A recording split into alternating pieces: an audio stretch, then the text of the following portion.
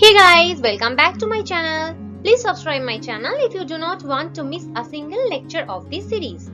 Today we will discuss about differences between bright field and dark field microscopy. In our previous videos, we discussed about bright field and dark field microscope.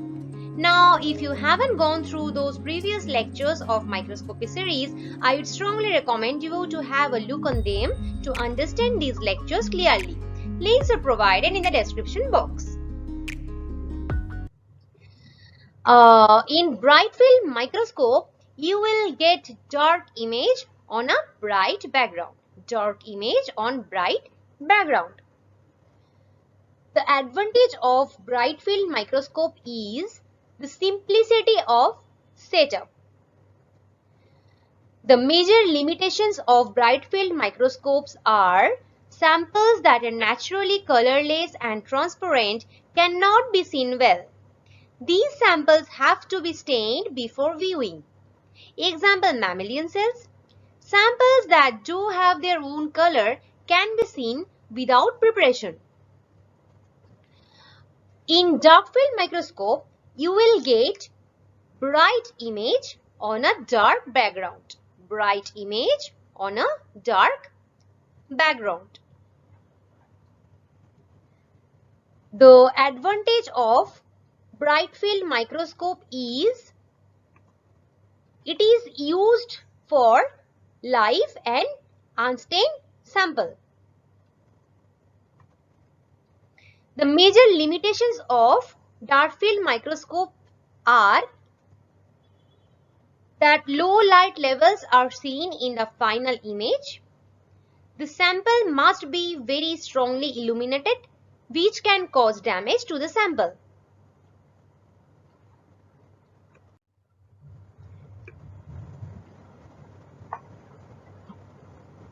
Bright field microscope, the light path is extremely simple in bright field microscope.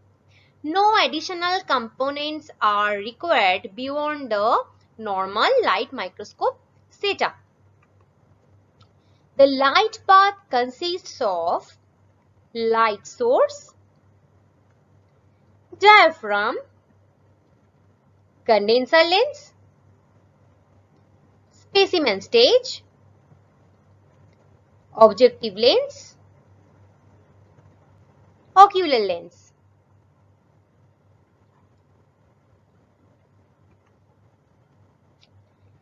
Dark field microscope is similar to the ordinary light microscope that has a simple modification.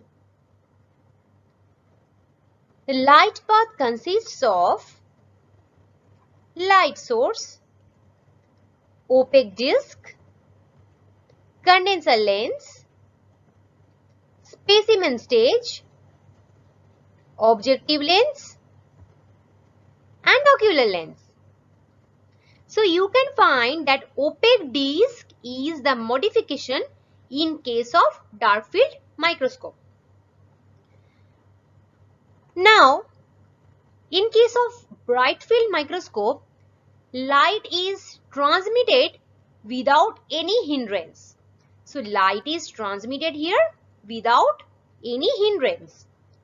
When sample is absent, so light can be transmitted without any hindrance.